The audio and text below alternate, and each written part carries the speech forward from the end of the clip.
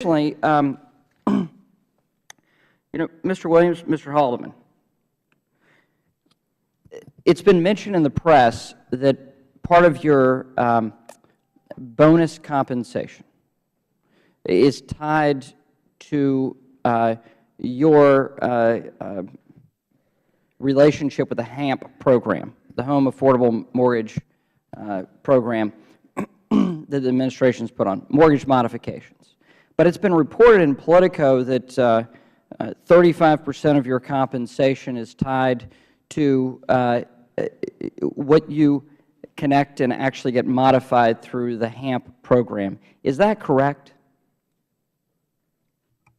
Congressman, we look at an array of goals under our total loss mitigation efforts. So we not only look at HAMP modifications, but also our own modifications, as well as short sales, deeds in lieu, and activities around our REO, including activities we've done to open up mortgage help centers in many districts and provide counseling to neighbors. So HAMP is one of many metrics that fit into the overall.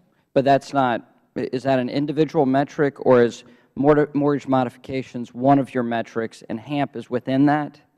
HAMP is one of modification within a series, is one goal within a series of metrics that we're looking at. And what percentage of your bonus structure is tied to that?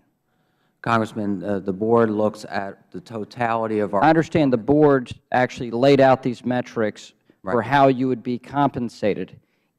Beyond your normal day-to-day compensation, if you hit these metrics, they would reward you financially. I understand the Board created this. Right. But you're aware of what that contractual, what those goals are you not? Correct. Okay. So what percentage of your bonus compensation deals with mortgage modifications? Congressman, that's what I was trying to say. The Board evaluates my performance based on the totality of the scorecard. Our efforts in credit loss mitigation are an important component of that. They look at the totality of the scorecard. Mr. Chairman, I ask unanimous consent for an additional minute because. Without objection. Thank you. You're not answering my question, Mr. Williams. What percentage of your compensation is tied to mortgage modifications? Congressman, I am answering your question.